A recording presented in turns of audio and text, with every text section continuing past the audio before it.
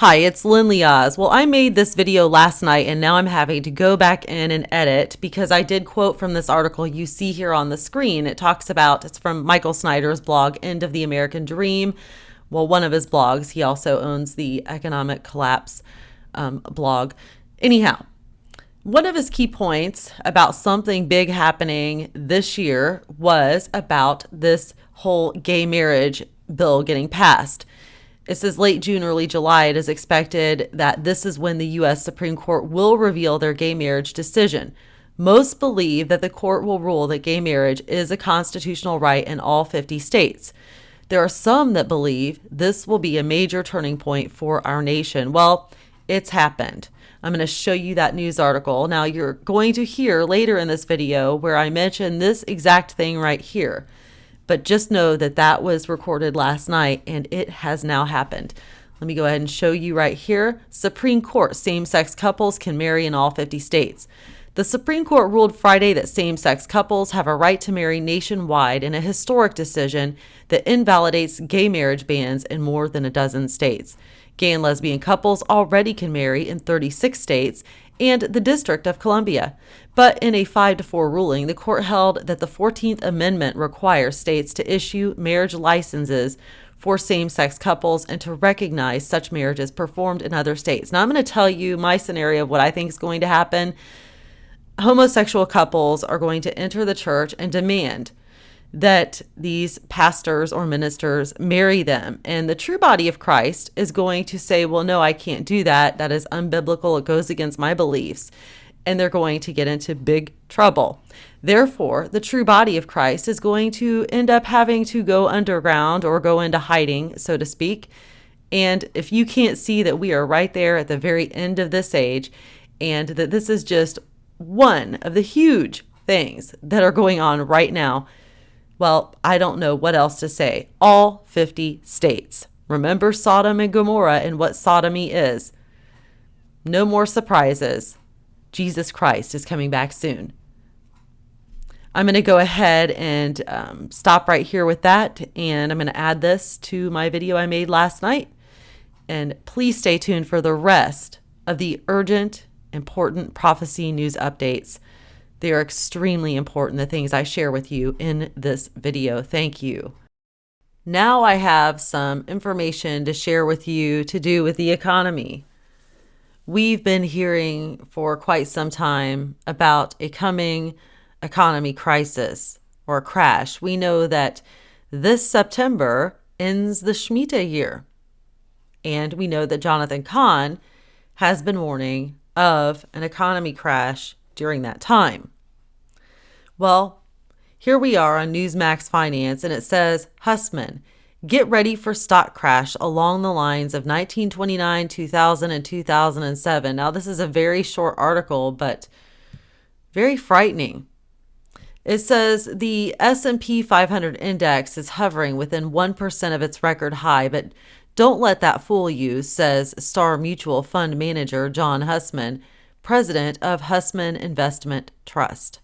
The financial markets are establishing an extreme that we expect investors will remember for the remainder of history, joining other memorable peers that include 1906, 1929, 1937, 1966, 1972, 2000, and 2007. He writes in his weekly commentary, the failure to recognize this moment as historic is largely because investors have been urged to believe things that are not true, have never been true, and can be demonstrated to be untrue across a century of history. So what are the untruths? The principal one is that the Federal Reserve is boosting financial asset prices, Hussman says.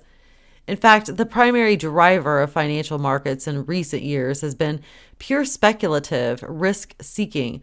While risk-seeking is encouraged by monetary easing, it is not a reliable outcome. The Fed has kept its federal funds rate target at a record low for 6.5 years, and its balance sheet has ballooned to $4.5 trillion. The S&P 500 index suffered its last correction of 10% or more in 2011. In fact, it plummeted 20% in the July-August period that year. And Simon Meyerhofer, writing on TheStreet.com, finds troubling parallels now in 2015. He highlights, both years are pre-presidential election years. In the first 5.5 months of each year, the S&P 500 index stagnated in a narrow trading range. In both years, the index was little changed on June 12th from the beginning of the year. What does the S&P have to show for it? A meager 1.71% gain. Meyerhofer notes, when the S&P 500 reached a record high in late April, the percentage of S&P 500 stocks trading above their 50-day simple moving average fell short of its February peak. To be sure, although summer might turn into a tough spot for stocks, the damage is likely to be limited and temporary, Meyerhofer maintains. Well, I don't know. With everything that's being prophesied and the way things have looked over a period of time, let me show you what I mean. We are on End of the American Dream, Michael Snyder's blog. He also has the Economic Collapse blog, which we're going to take a look at here.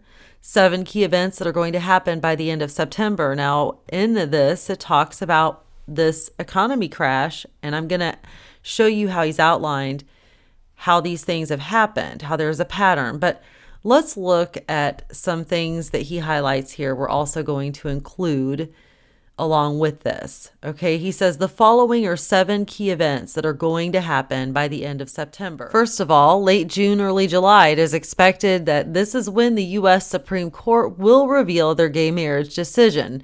Most believe that the court will rule that gay marriage is a constitutional right in all 50 states. There are some who believe that this will be a major turning point for our nation. Think of Sodom and Gomorrah. Sodom, named after sodomy. Sodomy is a word for homosexual activity. I would say that God's pretty angry. July 15th to September 15th, a realistic military training exercise known as Jade Helm. I'm sure all of you hearing me right now already know what Jade Helm is. Will be conducted by the U.S. Army. More than 1,000 members of the U.S. military will take part in this exercise. The list of states slated to be involved in these drills include Texas, Colorado, New Mexico, Arizona, Nevada, Utah, California, Mississippi, and Florida. July 28th. On May 28th, Reuters reported that countries in the European Union were being given a 2-month deadline to enact bail-in legislation. Any nation that does not have bail-in legislation in place by that time will face legal action from the European Commission. So, why is the European Union in such a rush to get this done? Are the top dogs in the EU anticipating that another great financial crisis is about to erupt? Now, here we go. Back to our whole economy situation. September the 13th. This is Elul 29 on the biblical calendar, the last day of the Shemitah year. Many are concerned about this date because we have seen giant stock market crashes on the last day of the previous 2 Shemitah cycles. On September the 17th of 2001, which was Elul 29 on the biblical calendar, we witnessed the greatest one-day stock market crash in U.S. history up until that time. The Dow plummeted 684 points, and it was a record that held for exactly 7 years until the end of the next Shemitah cycle. On September the 29th, 2008, which was also Elul 29 on the biblical calendar, the Dow fell by an astounding 777 points, which still today remains the greatest one-day stock market crash of all time. Now we are approaching the end of another Shemitah year. So will the stock market crash on September the 13th of 2015? Now, just an interesting side note I pointed out in another video that I did. Hold on just a minute. Let me highlight that there. Okay, Jade Helm. The last day of Jade Helm is September the 15th. That is 2 days after the ending of the Shemitah year. So let's go back. Now we are approaching the end of another Shemitah year. So will the stock market crash on September the 13th of 2015? Well, no, because that day is a Sunday. So I guarantee that the stock market will not crash on that particular day.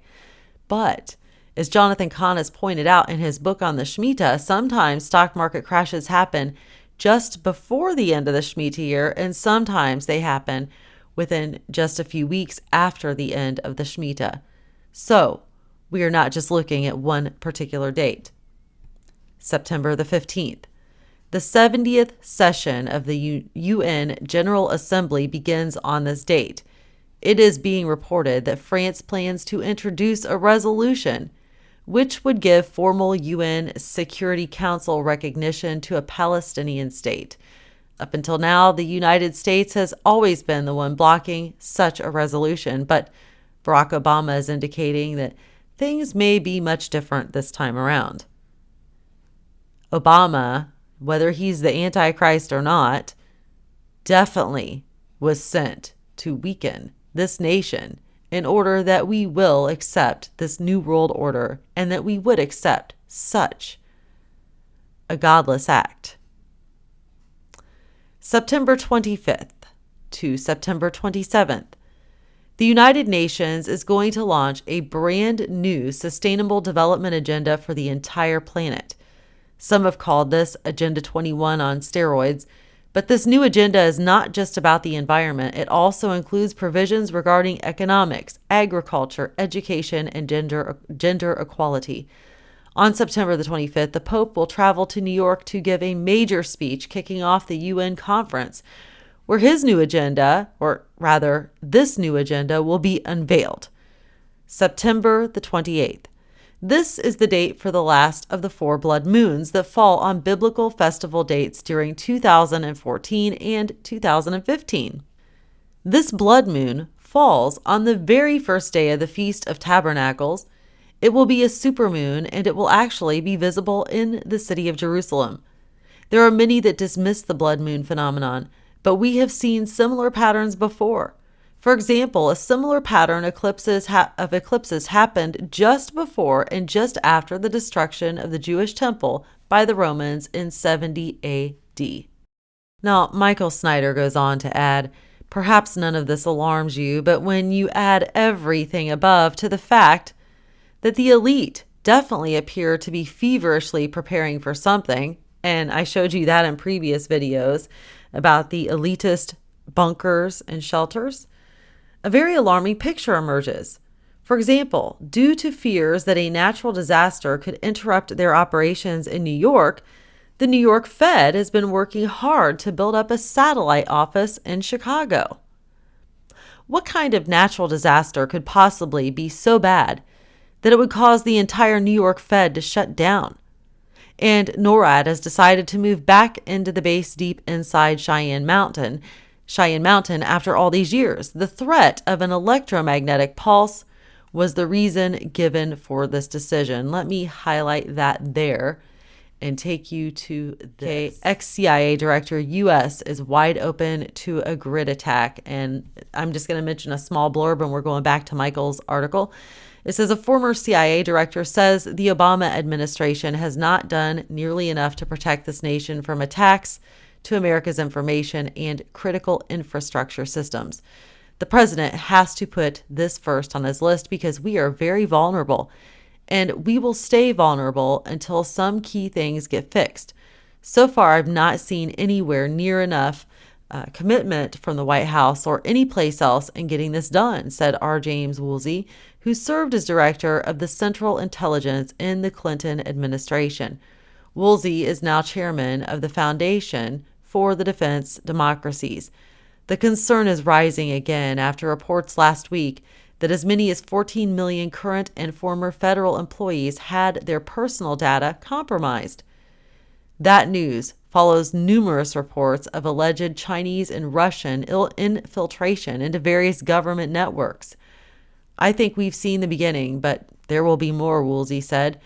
We have not done a halfway decent job as a government or a society in protecting our infrastructure that's part of the internet. Woolsey sees multiple reasons for why security has not been a higher priority. By themselves, perhaps those moves would not be that big of a deal, but let's add all of the weird movements of military vehicles and equipment that we have been witnessing lately to this discussion. I included this list from IntelliHub in a previous article, but I believe that it bears repeating.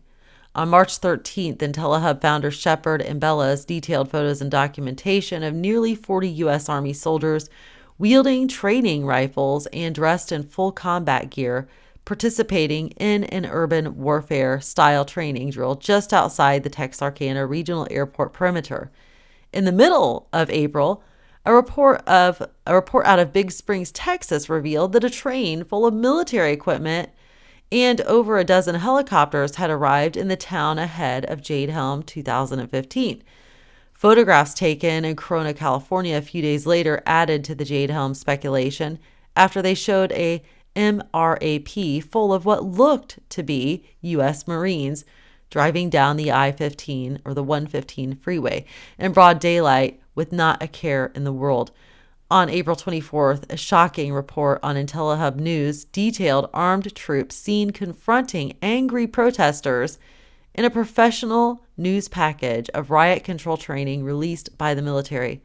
A massive buildup, a lot of movement, and it's undeniable at this point, read the headline on April 25th after a convoy was seen in Oroville, California that stretched as far as the eye could see. Moving into May, photographs taken in Indiana showed a massive military convoy heading down the freeway. The photos, taken by a concerned citizen, show the convoy heading west on I-70 for reasons unknown.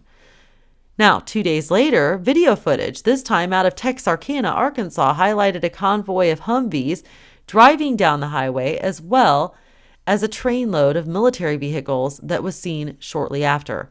In mid-May, IntelliHub reporter Alex Thomas published a detailed report that confirmed the military was indeed training to take on the American people, this time in the form of domestic house-to-house raids.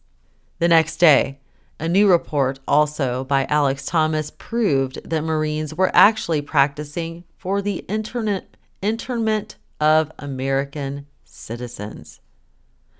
On May 18th, a train full of hundreds of military Humvees was spotted, further revealing the increased military buildup across the country leading into Jade Helm 2015. The train was heading towards Cleveland for unknown reasons, although a possible connection to planned upcoming protest had been mentioned. This past week, a massive military war game simulation called Raider Focus was announced. The war game will include the largest military convoy seen on the roads of Colorado since World War II. On May 23rd, IntelliHub News reported on pictures sent to ANP that show a 1/4 mile long military train convoy near the Colorado-Wyoming border. Finally, a report published this week detailed a stunning propaganda move by the military involving a New Jersey school and the worship of the military on the streets of America. As parents, teachers, and students looked on with joy, Marines from the Special Purpose Marine Air Ground Task Force landed helicopters on the baseball diamond of a New Jersey school. What does all this mean? It's hard to say. We have imperfect information, so it's difficult to come up with perfect conclusions. But Michael Snyder states, what I will say is that I believe that the second half of 2015 is going to be extremely significant. I believe that events are about to start accelerating greatly, and I believe that life in America is about to change dramatically. Then he, of course, finalizes his article with, what do you think? Well, what do you think? All of you who are hearing this, what do you think? Really? Do you think it's just coincidence? Or do you think that what the Bible warns us about, that we are actually seeing it happen before our eyes, and that it's so great to us that we just can't seem to believe that it's here?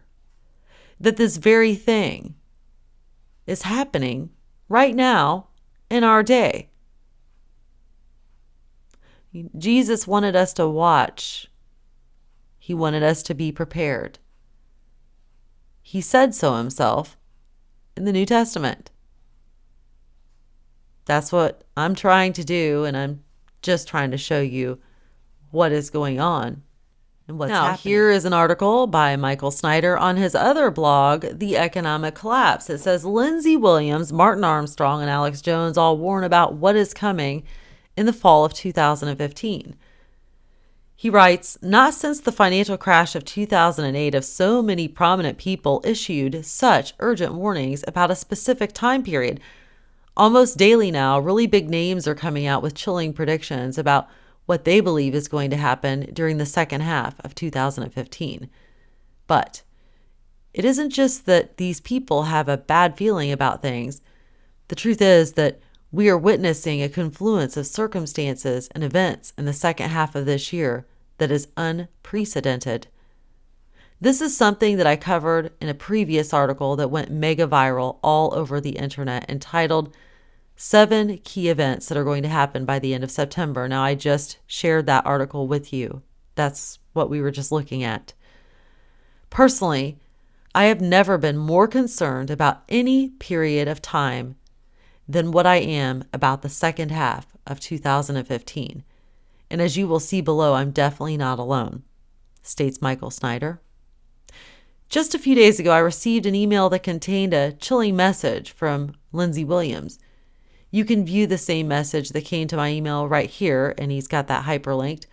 According to Lindsey Williams, the elite insider that he is in contact with told him that there will be a global financial collapse between September and December of this year.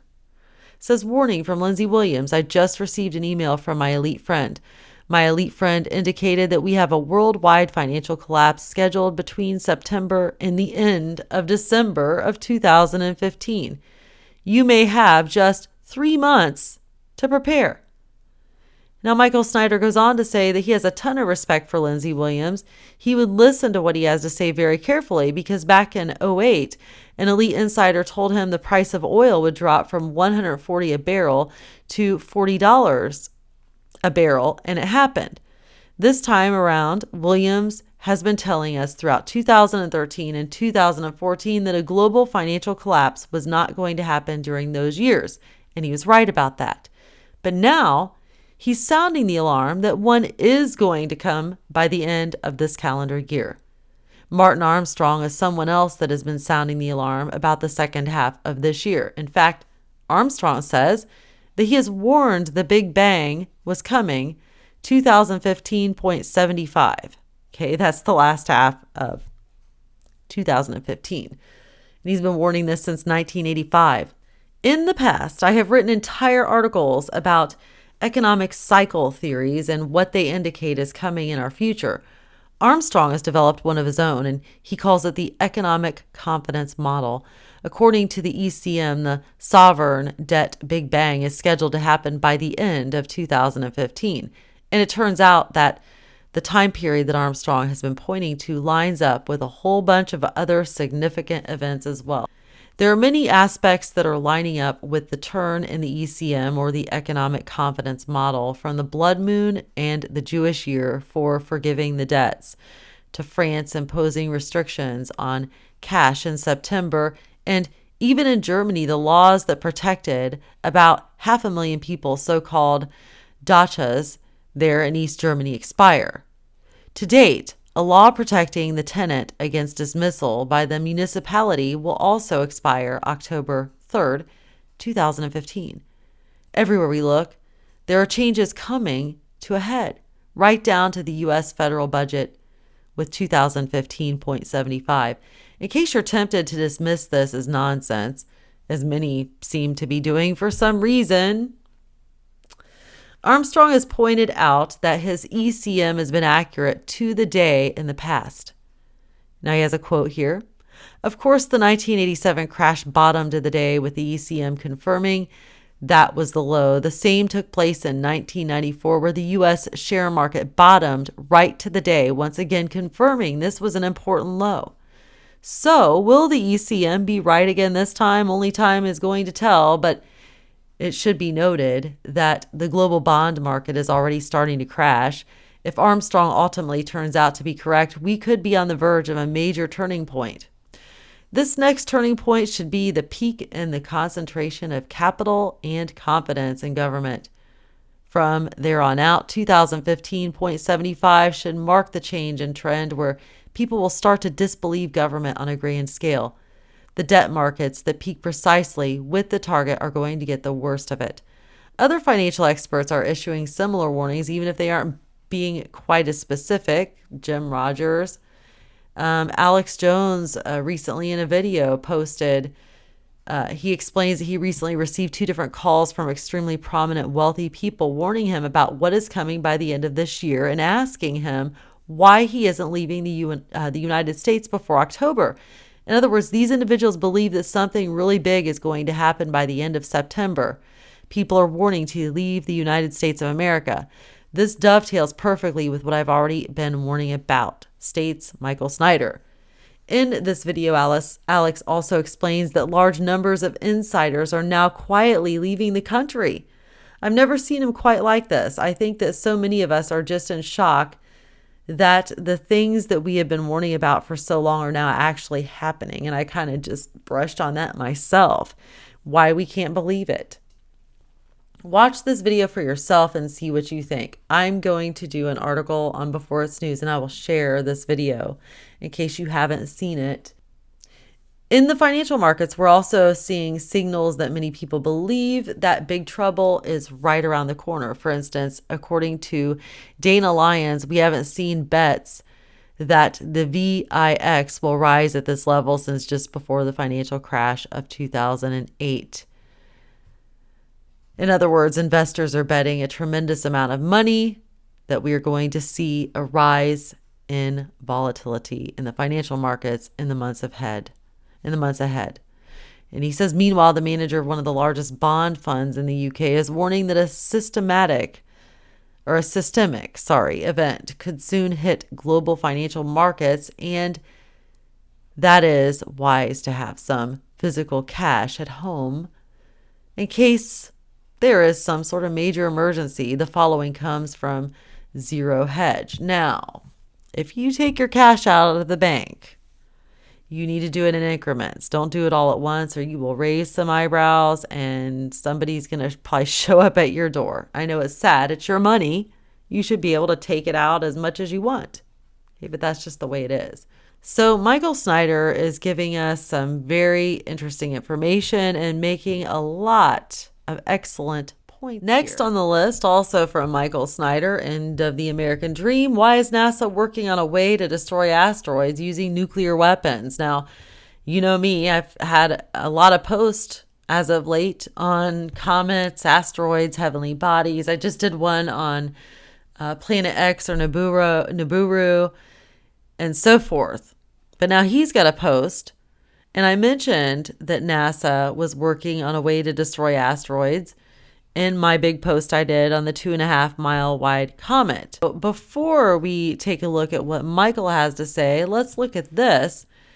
It says, and then this is very short, it says how Jade Helm 15 correlates with a potential rumored asteroid strike. Now you can see their map here. This says potential flight path, strike window revealed if said impact rumors are true. NASA has denied claims and rumors of an impending asteroid strike. Conspiracy theorists say impact in September. Possible links to Jade Helm 15 military exercises. Russia monitoring the situation. FEMA and DHS gear up for major event. Former NASA warning now makes more sense. It says the rumors. Rumors on the internet tell of an impending asteroid strike, which has been said will take place in late September between the 22nd and the 28th. Okay, those are the dates that were given to me. Actually, it was I'd have to go back and look at the article. It was the 14th through the 28th were the dates that I think that I was given. I'd have to look at the article. striking somewhere near Puerto Rico in the Atlantic Ocean, although the rumors really are just that, rumors. Some are still concerned. NASA, of course, made their response saying there's no asteroid. Some conspiracy theorists believe that governments of the world are already aware of an impending strike, which could quite possibly trigger an ELE or an extinction level event, which I stated in my comment post, and are currently concealing the information from the populace. Interestingly enough, and dovetailing with this, we see that the Russians have been closely monitoring several objects over the past year or so, which are headed toward the Earth. If the object deviates their trajectory enough while passing through the gravity wells of other planets in our system, they could possibly strike Earth in the future, as reported by RT earlier this year. And they have a video there. I will include that video in my post. However, sadly, whichever way you slice it, we are definitely past due for an asteroid strike upon the Earth. Additionally, I want to mention that one of my military connections stationed in Hawaii told me, get this, that the U.S. government has shot down so many asteroids over the past few years that the planet would have already been impacted 10 times over without the technology. While I cannot verify my source's statements to be true, it is worth noting here and now. But even more shocking is the fact that NASA has recently teamed up with the National Nuclear Security Administration in an effort to launch a massive nuclear asteroid defense deflection campaign, which has now been publicly announced as soon as possible. So what's the rush with this? They're just recently announcing that there's no threat of anything, it's all nonsense. But then they're doing this as soon as possible. Sounds awfully fishy. Now, they mentioned a possible connection to Jade Helm. I made a connection in my comment story and video about the dates of Jade Helm to do with this comet that I was told is coming. To boot, it's also important to point out that if you draw a line directly from the said asteroid impact zone near Puerto Rico directly through the center of the original Jade Helm states, a potential flight path impact swath emerges. While this is all just speculation at this time, let's log this here and now as a possibility. Let's go back up and look at that flight path. Here's the picture. Puerto Rico and through the states where Jade Helm training will take place. Going back down here to the bottom of the article, what has FEMA and DHS been preparing for? We also have to ask ourselves what FEMA and the Department of Homeland Security have been gearing up for, purchasing millions of dollars worth of meals ready to eat, water, and supplies, along with billions of rounds of ammo for use domestically. And what's with the strange NASA warning? What do you think? What is with the strange NASA warning? What's going on? What is with Jade Helm? What's with all these warnings? Could it be that we are the generation that's going to see the unfolding of what was predicted and prophesied so many years ago, and all the signs and visions given to John the Revelator in the book of Revelation? Seems too unreal, doesn't it? Too great. What's going to happen to someone's generation? And given the things that are going on and that we're seeing, I believe wholeheartedly that we are that generation. Finally, going back to Michael Snyder's article, Why is NASA Working on a Way to Destroy Asteroids Using Nuclear Weapons? This is where we're going to leave it. This will be the last news update for this particular video. He writes, yes, I know that headline sounds like it comes from the 1998 movie Armageddon, starring Bruce Willis, but this is actually happening. NASA and the National Nuclear Security Admin are teaming up to try to figure out a way to use nuclear weapons to either destroy threatening asteroids or to at least nudge them off course. This seems very odd, considering the fact that just a couple weeks ago, NASA publicly announced that it knew of no asteroid or comet currently on a collision course with Earth, and that no large object is likely to strike the Earth at any time in the next several hundred years. Of course, why would NASA be putting time, effort, and so much money into such a thing if there's no asteroid or comet currently on a collision course with the Earth, or if no large object is likely to strike the Earth at any time in the next several hundred years? If what NASA told us previously is true, then it would seem that it would be a tremendous waste of time, money, and resources, as I just said, to work on a way to destroy asteroids using nuclear weapons.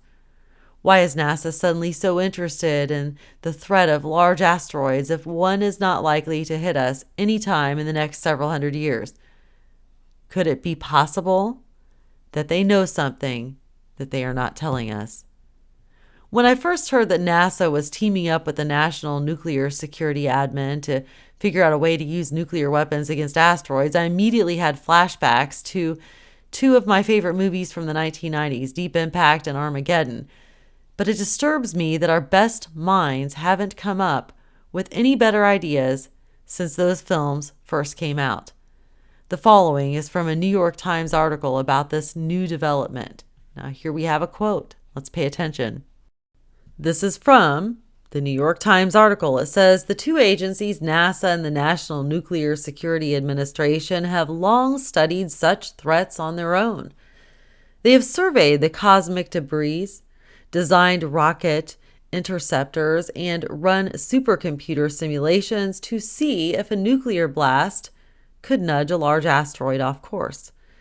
In interviews, federal officials and private experts said the new interagency agreement would deepen the levels of expert cooperation and governmental planning, ultimately increasing the chances of a successful deflection. It's a big step forward, said Kevin Greenaw, a senior official at the Nuclear Security Agency. Whenever you have multiple agencies coming together for the common defense, that's news. A very good friend of mine who is a millionaire, I won't say his name because I haven't asked his permission to share this. However, he just recently emailed me about a week or so ago telling me that he was selling his home, the expensive mansion, because, well, in his words, okay, these were his words, because the shit is about to hit the fan, he said. And he is taking all the necessary measures to be safe. He said he didn't want to be out in the area he was in when this happened. So, heads up on that one. It sounds like such a perfectly American solution, doesn't it? What should we do if a big threat is coming our way? Just nuke it, baby. But as MSN has pointed out, blowing up a gigantic mountain of rock hurtling toward us at ultra high speed could create an even bigger problem. Here's a quote. Computer simulations suggest that we could successfully blow up a medium-sized space rock. However, the resulting rock fragments could potentially make the situation worse, depending upon how far the asteroid is from Earth when it explodes. A better solution might be to use the bomb to deflect the asteroid instead of blowing it to smithereens. Other non-nuclear proposals include gravity tractors, using sunlight to boil off parts of the near-Earth object, and using lasers or high-speed spacecraft to nudge the object off its collision course with Earth. However, a 2007 NASA study indicated that nuclear solutions may be the best weapon we've got when it comes to fighting killer space rocks. Seems like they're putting a lot of thought and concern into something, and money, mind you, into something that's not going to happen, doesn't it? But this isn't all that NASA has been up to. Earlier this year, they conducted a hypothetical asteroid impact scenario. The following is what the official NASA website has to say about that exercise. At the 2015 IAA Planetary Defense Conference, PDC, to be held April 13th through 17th of 2015 in Frascati, Italy, a hypothetical asteroid impact scenario will be presented and used as a basis for discussion. Note, Although this scenario is realistic in many ways, it is completely fictional and does not describe a real potential asteroid impact. So, again, why is NASA spending so much time and energy on something they say is probably not going to happen anytime in the next several hundred years? Of course, the truth is that NASA is not being straight with us. As the Daily Mail recently explained, there are approximately 1 million near-Earth objects that could potentially be a threat to our planet, and NASA only knows where a small percentage of them are. Scientists believe there are around 1 million near-Earth asteroids that could pose a threat to our planet, but only a tiny fraction have so far been detected. Did you hear that? Only a tiny fraction have been detected. So how can they lie? That's an obvious lie. How can they then come out and say that there are none that they know of, at least for several hundred years, when there are around 1 million near-Earth asteroids that could pose a threat to our planet, but only a tiny fraction have been detected? Dramatic proof that any of these can strike Earth came on February the 15th of 2014 when an unknown object exploded high above Russia with 20 to 30 times the energy of the Hiroshima atomic bomb. Does everybody remember that? They didn't know about that one, so how can they say that nothing's going to happen? It is true that our ability to detect asteroids that can impact our planet has grown, but it is still extremely limited. Here's more from the Daily Mail. It says, but existing asteroid detection systems can only track 1%. 1% of the estimated objects that orbit the sun. According to asteroid mining firm Planetary Resources, who is partnering with NASA on the project, in a session at the SXSW conference in Texas last year, NASA scientist Jason Kessler said, the likelihood of something hitting us in the future is pretty guaranteed, although we're not freaking out that there is an imminent threat. Yes, without a doubt, the chance that a giant space rock will hit us at some point in the future is indeed pretty guaranteed. We know that giant asteroids have hit our planet in the past, and there was a pretty significant near miss just a few months ago that NASA did not see coming in advance. I just wish they would just be honest with us. NASA cannot see all the giant space rocks that could be a threat to us, and they definitely should be spending time, money, and resources on the problem. Someday, if a giant asteroid were to hit us in just the right spot, like just off the east coast of the United States, for example, the consequences would be absolutely catastrophic. We could suddenly be faced with a tsunami hundreds of feet high racing toward our major coastal cities. For much more on this, please check out this article and this article, and he's got links. Most people assume that a major asteroid strike is not a threat because one has not happened during any of our lifetimes, but NASA would not be going to all this trouble if this was something they were not concerned about. In the end, what they are not telling us could turn out to be far more of a problem than most of us have ever imagined. So, what do all of you think? Don't you think that's awfully strange that they're obviously lying? Because, as Michael Snyder just wrote, we have the one that happened in Russia nobody knew about. We had a near miss that they didn't know about. They don't know about everything. That's obvious. There's no way they could, but yet they come out and say nothing's going to happen. But yet they're spending all this time, money, and effort on creating something to destroy an asteroid or a large heavenly body, doing all these tests and everything. I just find that really, really weird. I don't know about you. I'm sure most of you listening to this find that weird as well. That's strange. Here is another interesting little thing I'll just end this video with. It says, get ready, America's death zones, where not to be when it hits the fan. Interesting, we were just talking about an East Coast tsunami, and we're talking about a heavenly body hitting the Earth.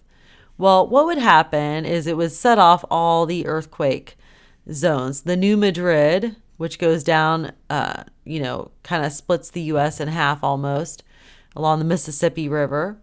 Okay, so you got the New Madrid. These are all hot areas that would be affected. You've got 17 nuclear reactors on the New Madrid. That would present a major problem. Okay, you got the San Andreas fault line out here, and then you've got the northwest seismic zone up in here. Okay, all of these areas would shake and quake. There would be a tsunami. Tsunamis everywhere. The East Coast would be greatly affected. So take a good look at that map. Now, it says, as the potential for a globally destabilizing event becomes ever more probable, many concerned Americans are starting to wonder where they would go if the worst were to happen. To help answer that question, we can start by identifying the areas of the country to avoid. It says the following map of the United States takes into account all of the gun-related deaths since the Sandy Hook school shooting. You'll likely notice that there is one common denominator. The majority of the violence has occurred in major metropolitan areas, with some incidents spreading into outlying ex-urban and rural areas. As of this writing, 2,244 people have been killed since December of 2012. If this is the state of our nation during relative peacetime and perceived prosperity, imagine what it'll look like in the midst of financial, economic, or political turmoil.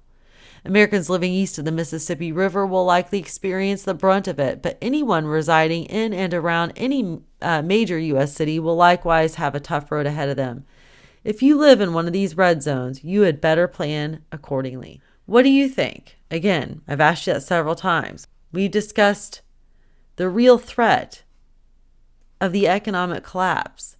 We've highlighted many important points of prophetic things that are happening that do suggest something is going to happen at the end of this year, only in a few months. We've got all sorts of warning signs and red flags from worldly people to Christian people making proclamations of something big that is getting ready to happen. I just did a post the other day about Joel Rosenberg came out with a post, said he was really troubled.